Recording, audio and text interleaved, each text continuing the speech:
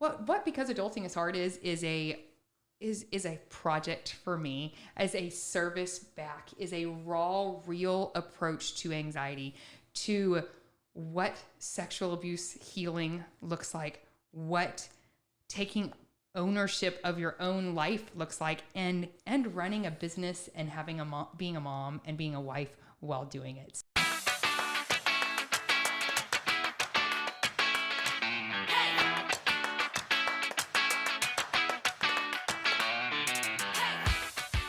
Welcome to the Because Adulting is Hard podcast, where we bring light and a fun outlook to everyday life situations and struggles. Okay, good. Okay, so it is Clay and I. I am Alita. This is Clay. That's our answer. This is my husband, Clay Caldwell, and we are going to talk a little bit about, people tell us this term all the time, a power couple. They say that, right? Or, I guess two entrepreneurs or whatever. What's our word that we use, though? What do we say about each other? Living the dream, or living the dream, y'all. Yeah. It's fine. I'm fine. Everything's fine. It's fine. Okay, so let's talk a little bit about how we got here. So to tell people a little bit of backstory, people talk, we go way back. Well, we do. Are we going all the way back to the beginning, or just a little? Just to highlight. Just so they can know that kind of the basis of how we met and how you knew that this train was already crazy when you got on. Yeah, it's crazy train. So let's talk about student government. That's how we met. We were in... Well, so we met in... Nope, let me start. Okay. We went to Texas A&M Corpus Christi. Right. That is in Corpus Christi, if you're unaware. And we met through friends, mutual friends. Is that how we're going to say that? Well, yeah. I mean, you lived above us, I think, at one point. Somewhere. You and your rowdy roommates, and all your significant others and everything else. Yeah, there were 8 people. Not four bedrooms. Not all of your significant others, No. each girl's significant other. Right. Yeah. And then there was Clay. Right. And so, we met in student government. I was actually really good friends with your now ex-boyfriend, or was long time boyfriend. I followed to college. Yeah. So he and I were good friends, and things happened. Life happened to him, and to me, right? And to you, and you and I ended up together. Yeah. So we like to say the parting of the ways, and a year later, Clay and I got married. That's right. So parting of the ways, and a year later, Clay and I got married. So he was in student. He was the student body president. I was some type of class something that they told me to run for, and it looked a lot like this. Clay talked. I did a lot of shushing. I was constantly shushing her, like, Madam, it's not your turn. Madam, it's not your turn to speak. Robert's Rules of Order. Robert Rules of Order, yeah. We talked about that a lot. Yeah. Not my strong You're suit. speaking out of turn. Exactly. So that was our early days. That's right. Us meeting. So basically, Clay was going to law school. I had a teaching job. I told him I'm not going. I have a job. Great. Well, that was only part of the ultimatum. Yeah. Not going with you while you go to law school. I've got a job unless you put a ring on this thing. Right. Is how the ultimatum went. I was getting there. Okay. You didn't Right. unless we get married. So you can imagine that was a surprise. Clay's mom wanted to know why my name was on the answering machine. Yeah, we kind of slipped that one in there. Right. Just slid. Oh, she might stay here regularly, Mom. Yeah. So anyways, a year later. She brought a toothbrush and she changed the answering machine. That's how she colonized. It is. It's a thing. That's a thing. Yeah. And so we a year later got married. You finished a master's degree down there while I was finishing teaching. Is kind of how we ended up. Right. I got married in August of 2000. Right. You finished in December. Got a job mid-semester teaching or mid-year teaching. First of the year, I guess, is kind of how it worked. And then I finished up my master's degree. And then we moved to the swamp. Right. Houston. We moved here randomly. Right at the end of Tropical Storm Allison. We knew one person. We ended up in Friendswood. I got a job teaching pre-K. We talked about that on the first episode. It didn't go so well. It's hard. Little kids are real hard. Yeah. Real hard, especially when you're a little obsessive compulsive and they don't know how to sit on spots or line up or put control their bladder or put their toys away or things like that. Not potty trained. No. Right. Yeah. 6th grade. So 6th grade, fast forward, love teaching. We talked a little bit about how I got here with all that. So let's skip forward. So now your wife says, really, you kind of said. Well, I said, hey, why don't we you shopped at this store, you like it. Let's buy it. We've talked about buying it before. Hey, do you want to buy a zoo? I mean, that's a bunch of monkeys is what No, actually we said at the beginning, we wanted it to be a little more funky and a little less monkey. Right. Oh, it's all that. We did kind of take the jungle out of it. And we did. Pulled the monkeys down. There are not as many monkeys now. No. Right. But it's definitely a funky place. It is a funky place. But yeah, so I said, do you want to buy this store? And you said, yeah, let's get it. Let's get it. Yeah. Really, it was my out. It was my out at the. Right. It was a very nice way to help your wife try to understand that maybe administration wasn't her strong suit. We tried to talk about it. That didn't go so well. Well, I mean, I really think what I was trying to say was, working for other people is not your strong suit. You have to be. I think you have to be in charge. Is where you need to be. We have a really So we've had a church group that we've been with a really long time, and our Sunday school teacher has a phrase. Men are pigs and chicks are crazy. No, that's not the phrase I was talking about. But yes, absolutely. Okay. He has a phrase about my personality. He talks about that I am a. Well, so. What he tells me is he's an aerospace engineer, so he talks in terms of rockets and NASA and things like that. Engineering things. Living with, being married to, being a business partner with Alita, he says, is like trying to ride a rocket without fins. And if you know anything about rockets, and the fins are very important because they stabilize the thrust of the rocket. Otherwise, you have to kind of turn the nose cone, or you have to figure out another way to point the thing in the right direction because it just wants to go where it wants to go. And that's how living with and being married to and working with Alita is. It is, but it is my strength and my weakness. What I have in that. Well, let's go. Let's say something else. So now looking back on it, we talk a lot, and I ask him, what were you thinking? And his response always was, what you didn't know, you were so stubborn that I had all the confidence in the world that you would figure it out. Well, not just stubborn though. Obstinate. Well, no, oppositional. No. So you have this work ethic, right? You have this ability to work tirelessly at a project, a thing, whatever it is. You're going to put 150% into it all the time. And so I in my mind said, well, she doesn't know anything about running a business. She has no marketing skills, right? She's got an administration degree. She knows a little bit about budgeting. She can do math, statistics. Money in versus money out. We can handle that. But how to order, how to buy, how to market, we didn't have any of that knowledge.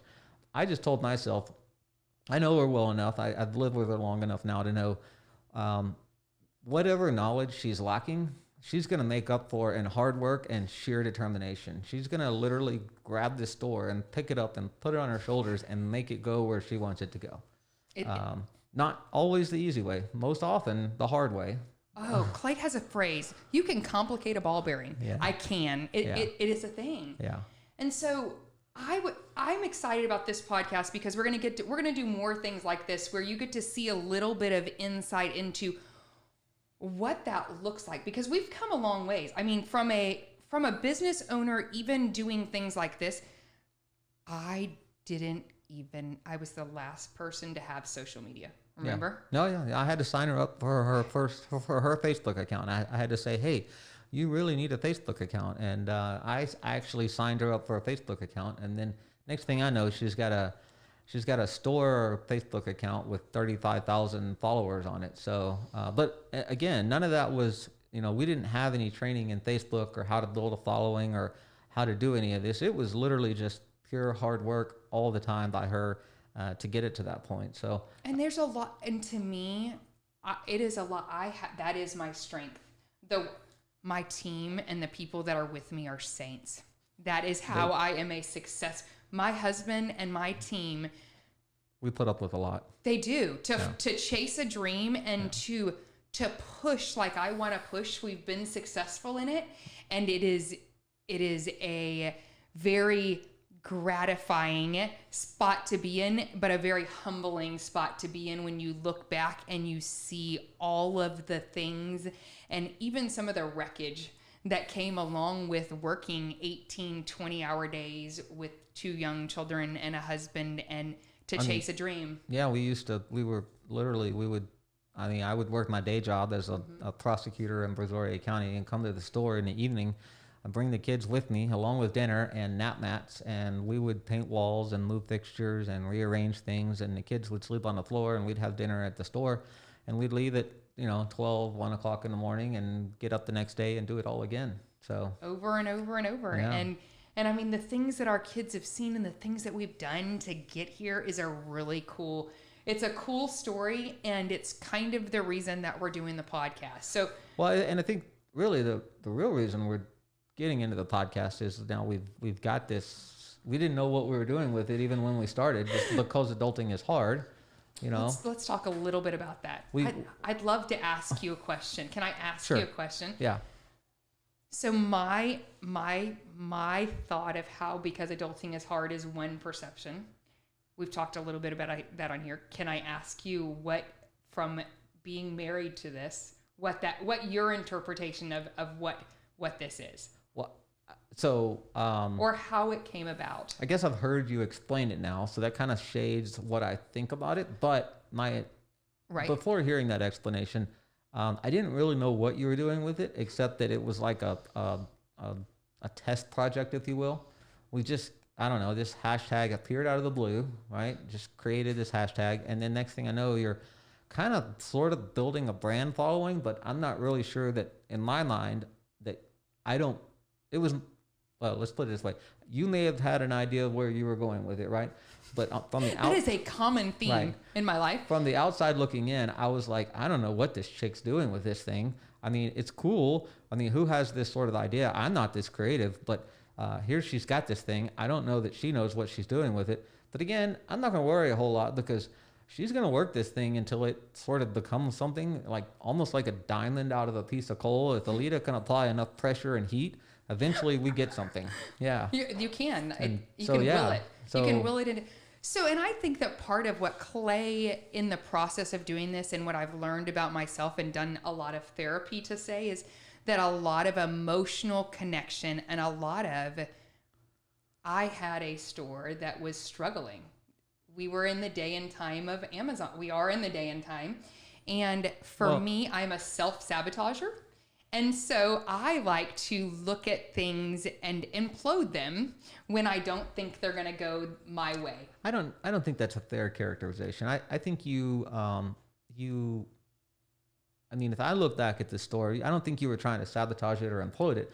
I think you actually did so good at growing it so fast that you couldn't, it was like a nuclear chain reaction that you couldn't keep up with. And we just didn't have those, again, to stick with that nuclear chain reaction, we didn't have those control rods in place to slow the thing down. And so it just grew so fast that we didn't know how to scale it. We didn't have the capital to scale it. We had to borrow money to do that. So, it's one of those where the train was moving faster than we were, and we either had to get on or get run over. And so we managed to snag onto the caboose as it was driving by, and we've held on. And now I feel like we're gaining some ground and I agree, getting ahead of this thing as opposed to constantly following it where it takes us. And it goes back to what that relational leadership capacity. Clay has told several of my staff this. It is my strength to lead, but I have to do it from a real raw place. What you see is what you get. And because adulting is hard is exactly that. It was a very hard thing for me to say, I cannot run this business by myself. I would rather abandon ship and start over because it's what I do. It's what I'd rather start over than continue to have to work on something hard. It is, the Funky Monkey is the hardest thing I have ever done from a relational standpoint. The good news is, though, you didn't have to abandon the Funky Monkey, right? And so that's the part that's the fun. Because adulting is hard in the Funky Monkey, and it's changed what it's done for me is it's changed my outlook on it, because what I thought was going to replace my business, I'm going to just move this thing online. I'm going to make t-shirts and I'm going to make candles and I'm not going to have any employees and I'm going to do that from my garage. There was a time, though, that we were going to franchise because adulting is hard. Well, all the things. Right. You got to figure it out as we're going along. Right. You have to figure it out as you're going along. But what I learned through the process of it, like he called it creative, I'm going to call it therapeutic. I'm going to call it therapeutic. It was a very raw, real, lifetime experiment of what was happening in my life, how I was processing anxiety. I had probably the worst anxiety of my life last year. Would you say that's a fair assessment? Yeah. Starting in late December, early January. It was just a bad year for retail. One of our major suppliers. I mean, just all the, again, the thing was moving so fast, we were having trouble keeping up. And when quite frankly, when we caught up, we realized just kind of in what bad shape it was in. There went some, we did a huge conversion to get us to where we are here. So that's part of it. Inventory management. I guess it had good bones. It just, it looked like, it looked terrible on the body was in terrible shape. And so. And I don't want to talk about all of that today because there's so much in it and there's so many things that went into it. But what Because Adulting is Hard is a project for me as a service back, is a raw, real approach to anxiety, to what sexual abuse healing looks like, what taking ownership of your own life looks like, and running a business and having being a mom and being a wife while doing it. So,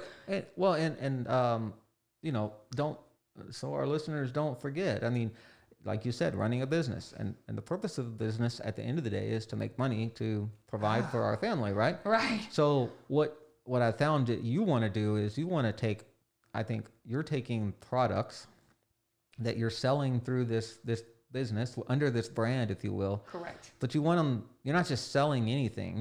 You could sell anything to anybody, but you're wanting to sell products that you feel like make a difference for you.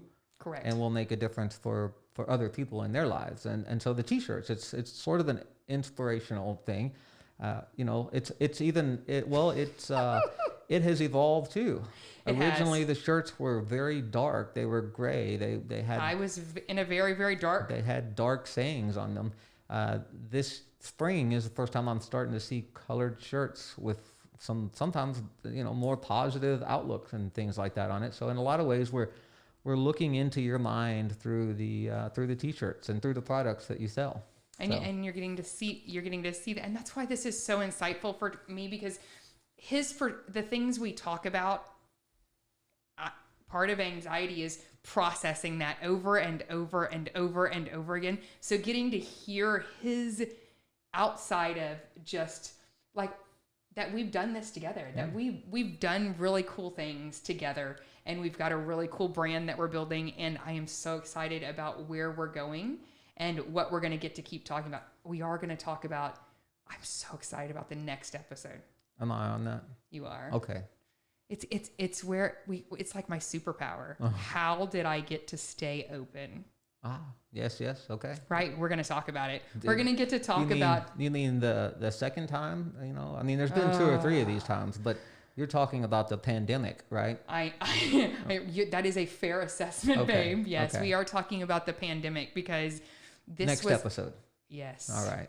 Because that is a whole nother beast in this process. Yeah. But it's an important beast in my own personal self-confidence, in the growth of my business, and in doing hard things like this. Yeah. So I'm excited. You're going to see us on all the platforms. You're going to see these things. Send us ideas. Send us the things that you're talking about. We're working on getting the YouTube channel going. I think it's up.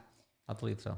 We're going to work on new ways for y'all to communicate with us. You're seeing, like everything we've built at the Funky Monkey, you're seeing the live, real account of us building our own brand and doing that through a podcast that we will eventually time interact with you on. Oh, wow. Well. That's ambitious. Garrett, again, a rocket without fins. Garrett and I dream big. Yeah, you do. Dream big, go big or go home. Yeah, that's it. Right? Always. Dream big, work hard, right? Dream big, work hard. Yeah, that's somebody else's saying. That's JJ Watt. Yeah, don't be messing with the Watt. Yeah. So if you're listening at home or watching us on YouTube or wherever you're catching us, it's great for us if you would throw us some comments about things you want us to talk about. But also in this particular episode, comment on why adulting is hard for you. What do you struggle with daily? Where are the things that you struggle with? let us know those things. We'd love to hear your stories, compare them to ours, and just know what our listeners are looking at in life.